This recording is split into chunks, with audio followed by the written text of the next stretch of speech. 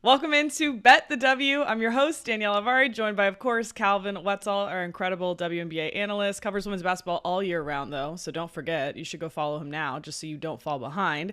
He's on Twitter at CWetzel31. I'm still calling it Twitter. I'm sorry. Me I too. can't call it X. I'm not calling it Zeeting. It's a Not mess. It happening. really is a Nope. mess. It's not happening for me. Forget it. But we have games to break down for Thursday. We don't have as much tea as we did on Tuesday's show that we have to get into.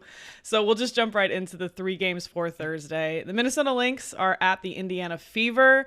The Lynx just won and covered in Chicago on Tuesday, which was surprising, I think, for me, and especially because Dorka did not play on Tuesday, but is listed as probable for Thursday. So a couple injury things to consider with this one, right?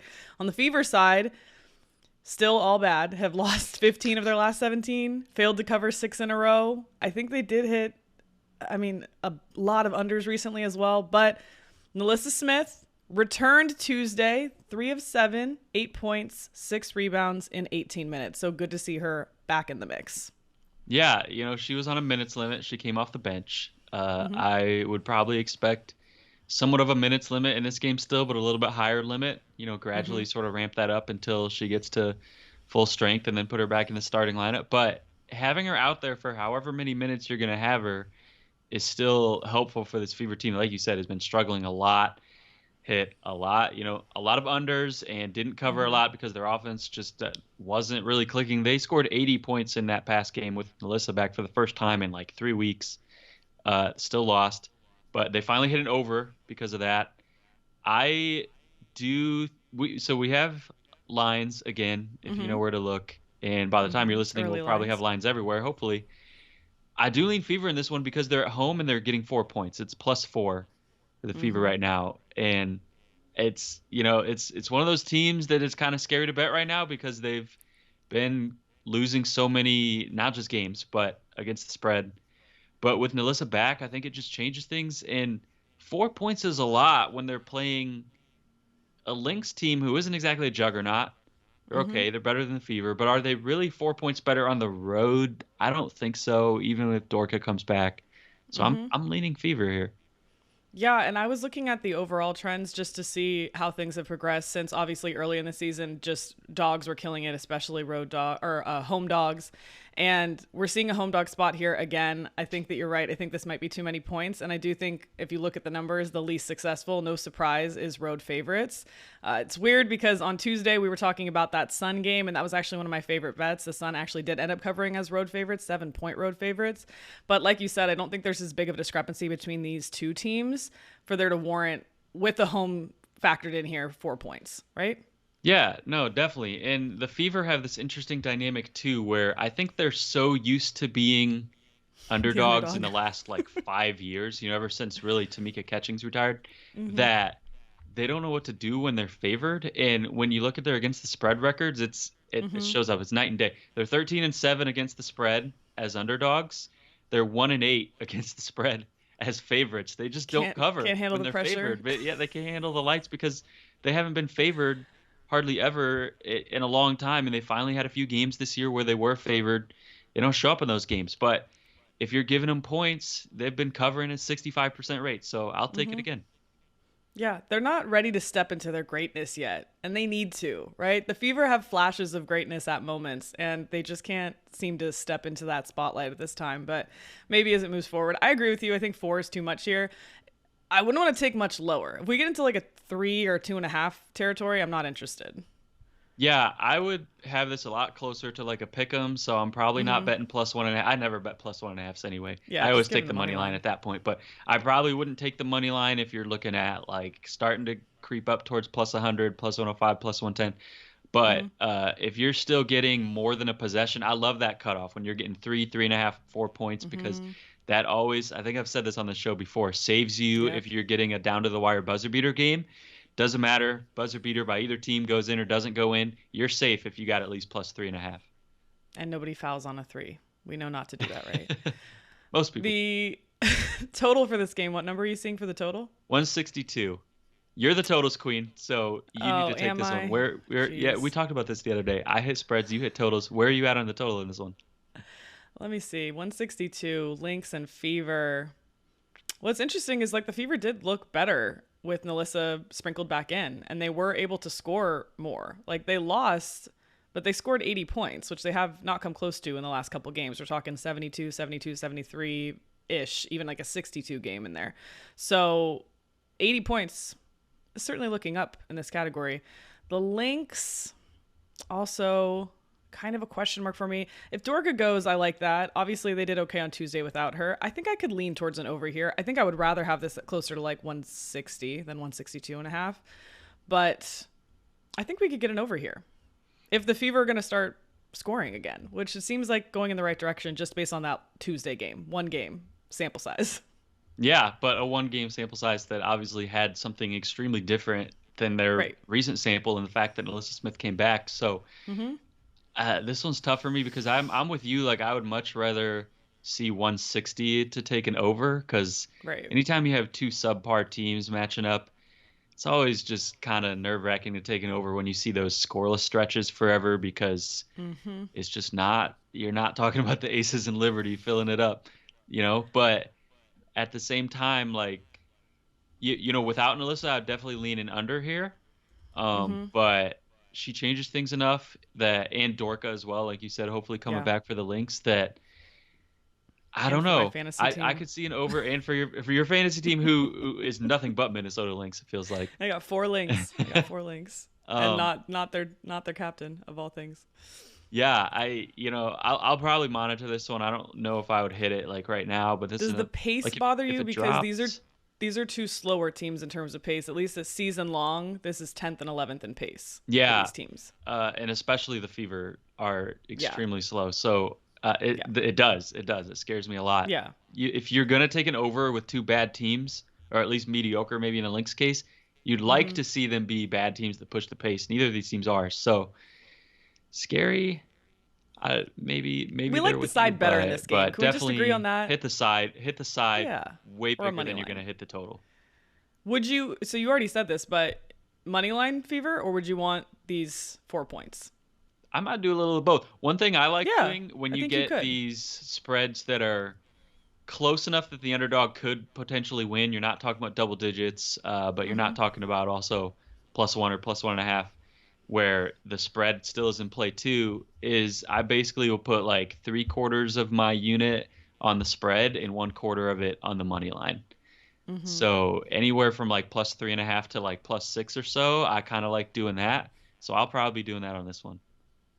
I'm just looking back to the games they've already played this year. Obviously June 9th, much earlier in the season, Beaver won that game by 2. That was at Minnesota, also on the road for them. Yeah, that was on the road for them. And then most recently in Minnesota, they win 90-83. So again, high scoring game like we were talking about. The total for that one was 166. It did go over. So we have this like floor ceiling thing happening here where we're like, what are we going to get out of these teams and where are they at right now? I still think, I slightly lean over. I'd be much more comfortable at like 160.5 or something like that. And so maybe... No, I wouldn't want to bet an under. I wouldn't want to bet an under here, and I agree with you. I think the side's probably the better way to look, and I do think this is a spot where you could sprinkle some money line with the home team. Yeah, I agree. And if you look at those two matchups you talked about, both in Minnesota, and the Fever won and lost by 7. So if you translate both of those, that, you know, to Indiana being home, that translates to both of those covering for them +4 here, but not the total. Like we said, gets a little dicey. So stick with the +4. Hopefully translates to money for people if they're betting that. That's what we're going for. Let's talk about the Sun. The Sun covered on Tuesday. They beat the Storm. Not tough competition. So I was happy to see that even as a road favorite, 7-point road favorite, getting up there, still able to cover. They're at the Mercury, so another road game for them. And believe it or not, who won the last game, Calvin? Mercury. The Mercury did 72-66, I believe, in Phoenix, right? Last time. So I think we're in Phoenix again. The Mercury are also coming off of a win. Who is this team? This is an 8-win team here. They saw my article on Tuesday, and I was talking about the 7-win teams. I said the Fever, the Storm, the Mercury. These are your 7-win teams. They said, I don't want to be in that company anymore. We're going to win this game. We're an 8-win team now. Put some respect on it. But won and covered, hosting the Mystics on Tuesday. Again, very battered Mystics. Elena Deladon did not go. Maybe we'll go Friday when they play the Aces. But Sun at Mercury here. Also, I have to shout it out. Brittany Griner. Phoenix's all-time leading rebounder. That happened on Tuesday as well. So many fun things to see as a Mercury fan this year. I'm jealous. And by the way, do you know who Brittany Griner passed for that title? I do not. She passed someone who's playing in this game, actually, DeWanna Bonner, who now plays for the I was Sun. going to guess DeWanna. So DeWanna Bonner gets to play her right after losing her franchise record. I don't know if she cares, but DeWanna does not get enough shine for how long she's been playing and then the level she's playing at right now. It's insane. What is she, 36? Incredible. Yeah. Incredible. Just like, and I didn't even know when we looked at the scoring list. I didn't even realize how high up she was on that. She's above Candace Parker on the scoring list, yeah? So. Yeah. Yeah, DeWanna Bonner. That's why I was going to guess that. It's probably DeWanna Bonner because I always underestimate her. I didn't even know she was on the scoring list, and lo and behold, she had the rebound record before Brittany Griner. We know that was coming, but amazing stuff for them. Do you think the Mercury, what are they doing? What are they doing? They're really annoying me because they're talented enough to win games, and it's honestly been this way for me for a couple years betting on them. It's which Mercury team am I going to get tonight? And a lot of it used to be, is Skylar Diggins-Smith playing or not? And she's not playing this whole season, so that's been even harder to factor in. Yeah, I'm with you on, Mercury spreads are tough. Sometimes this team shows up and makes a million shots. It's what we saw last night against the Mystics, and they won a game that they were favored by 2.5 by well into the double digits. And then sometimes this offense just looks like they've never played basketball before. They they don't know how to get the ball to Brittany Griner. There's no ball movement. Yeah, it's very tough to figure out. This is almost a game where I would lean sort of the opposite of the last game we talked about in terms of, I don't know about the spread. Spread's 7.5 right now. Kind of dicey from either way, but I do lean similar. So we're saying, are the Mercury under. Similar to the Storm? Oh yeah, under for sure. Yeah, 160.5 on this one. And I like the total more than I like the spread in this one. Going oppo of the last game, I feel like this is in the 150s. So anything in the 160s, I'm hitting the under. Yeah, and to reiterate, the last time they played 72-66, very low scoring. Didn't even hit 140. No, and the Sun defense has looked really good the last couple games. I wanted to point that out too, because when they beat the Storm on Tuesday, I believe they held Jewel Lloyd to 5 of 18 from the field. She had 4 turnovers. That's part of that is, we're allowed to have off games, but I really think a lot of that was the Connecticut Sun defense. I do think that they've put her in bad positions time and time again when they've played this season. So I really like what I've been seeing from them. We know the Mercury doesn't really play a lot of defense, which can make it scary to bet an under here. But the Sun offense hasn't been as dominant as it was for those few couple weeks, even 2 weeks ago, that we were seeing from them. So I could get on an under here too, especially based on what we saw in the last game. Yeah, and I can get in on it. And the other thing that's going to help this is the last game we talked about the Fever and the Lynx being, you said 10th and 11th in pace, I believe. Mm-hmm. Yeah. The one team below them is the Mercury at 12th. Yes. So yes, this should be a slow-paced game as well. Which is definitely going to favor us. And yeah, I'm with you on the under. The Mercury, I think I've said this before, but they're reminding me of the Heat in some ways. Obviously not the defensive prowess, complete opposites. But Mercury culture. The Heat during the regular season were so annoying in the NBA because they were not covering spreads. But what were bookmakers supposed to do? Just them down? They had Jimmy Butler, they had Bam, they had this talented enough team to justify these spreads, but then just weren't covering, and that's the Mercury for me. You get these 7.5, and you're like, oh, okay, well, they should be able to cover that. As far as the spread, if you had to pick a side, which way would you go? I would probably go with the Mercury right now as home dogs. Another home dog. Sketchy. It's feeling like a home dog day, Danielle. Yeah, they won the last time. They did by 6. They did. They're playing better now. Dana Taurasi's this one's dicier. Continued for me her scoring run even after the record. I thought she'd sort of tail off a little bit. She's still lighting it up. Yeah, that's true. Yeah, so we like the spread in the first game. This game probably more into the total and under. I like that. I feel good with that. Atlanta Dream are at the Seattle Storm. That's the last game. These teams last played recently, July 12th. Atlanta won by 10. Seattle covered as 14.5-point favorites. And most interesting part, Jewel Lloyd, a.k.a. the WNBA's leading scorer this season, did not play. And so we saw a really big game from their rookie, Jordan Horston. What are we going to see this time? Yeah, well, that game was in Atlanta, and this one's in Seattle. I just got done saying it feels like a home dog day.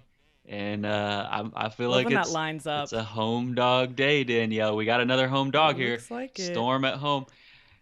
In that one, 10-point game on the road without Jewel Lloyd.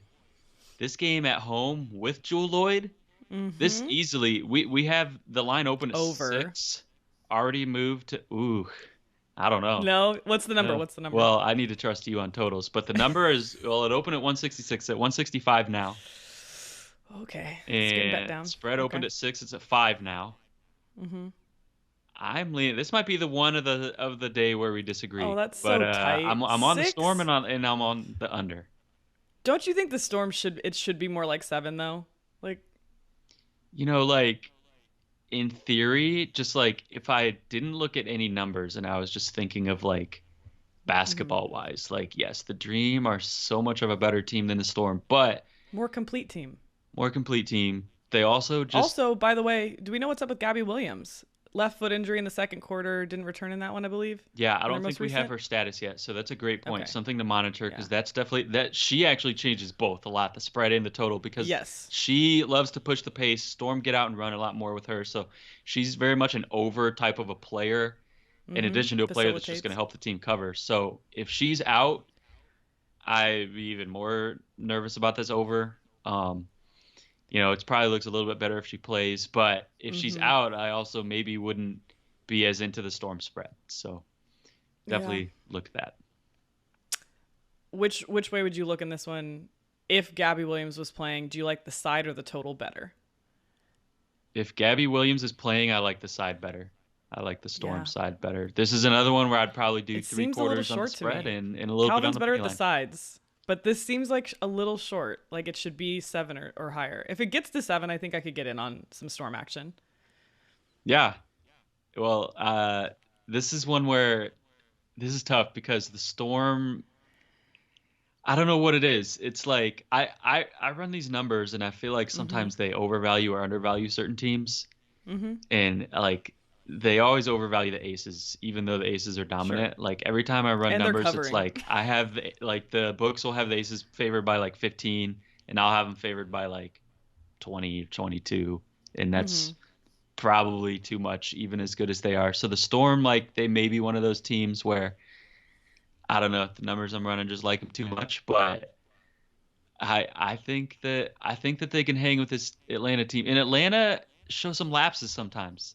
Mm-hmm. They're not one of those teams that like always puts together 40 minutes of good basketball, you know? So, Mm-hmm. but I also think this could be a backdoor cover type of game too. Storm are very good at that. Yeah.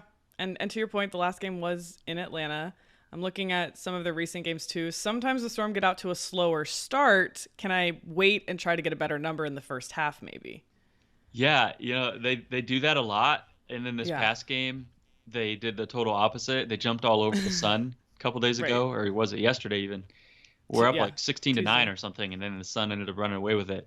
So you never know, but I tend to lean that the Storm probably would get off to a slow start. And I do think the Dream are pretty good early in games too, oftentimes. So this is probably one where you could get a better line live, and then, like I said, a backdoor cover. So Mm-hmm. don't necessarily like have to jump all over this spread right now. Right. But if I had to pick a side pregame, I would still lean Storm. Well, and I just look like obviously I think that the Sun game you're talking about on Tuesday too. I think that that's again contributes to the Suns' way of playing. I think that they lock down in those third and fourth quarters that defense, kind of signature defense that's started to reemerge for them. But before that, playing the Mercury, playing Dallas, teams that don't have the best defenses, the Storm are down early because those are offensive teams that just come out right out of the gate. And I think Atlanta's similar that way. So I'm just wondering, I'm trying to like really convince myself I'm going to get a better live number here. So I think you can play it that way. Or if you want to trust Calvin, who's been better at sides completely this season, then you can go with the Storm. Getting 6? Is that the number? 5 now. 5. I would Okay, still so take everyone it. else agrees with you. I would still Everyone take else it. agrees with you. I'm scared. It may be because I Uh, bet it. that total's a touch high. It's not surprising to me with Atlanta in the mix. You said 166 and a half? It's getting down to 165? Yeah, it's down to 165 now. Yeah, it started at Okay. 166. Okay. Yeah, I don't love that. I know why it's there, but we've seen Seattle Storm games where they can barely put 70 points up. I don't think it's going to happen against this Atlanta team, who I harp on their defense all season long. Lean to an over. That's a pretty good number, though.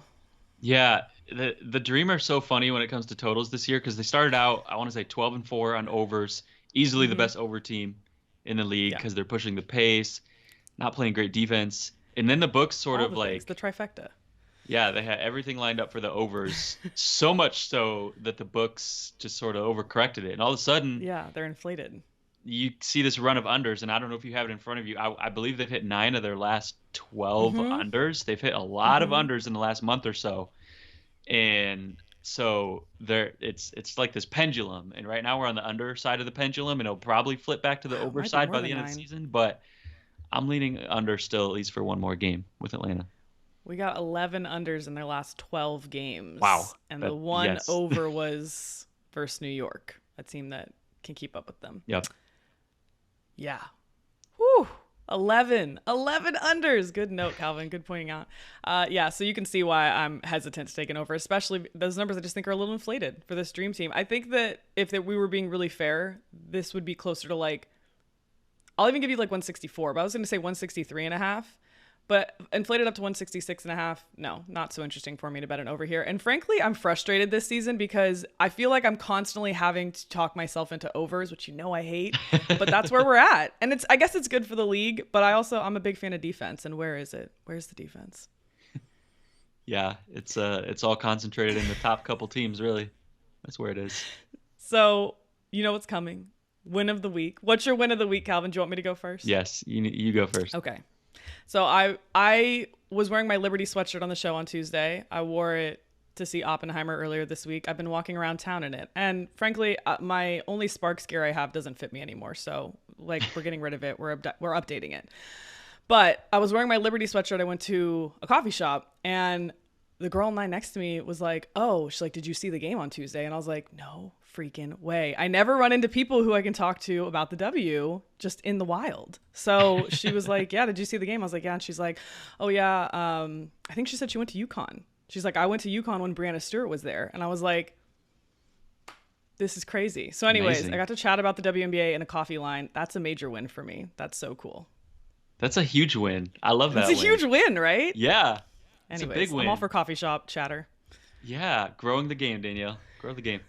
One sweatshirt at a time. I I'm gonna come back down from that win, and because my cool win was on Monday, and Okay. so now I'm just gonna say that I had a really awesome burger last night, and like I'm still thinking about it, and I want it again. I don't have anything else, but it It can be was food. a Mine's legit often burger. food. It was like one of those burgers that like next time you want a burger, you're like, I'm getting that same burger. So I'm just gonna end us on that. Okay, we love a burger. It's the parlay of the food world. I always say all the things come together, and it's a hit or a miss. Really, sometimes you get a real mess of ingredients, but sometimes you get something great. So we love that for you, Calvin. And thank you all for listening. As always, we'll be back next week, and then after that, stay tuned. Stay tuned because Calvin and I are going to keep covering the W every way we can. But until then, thanks so much.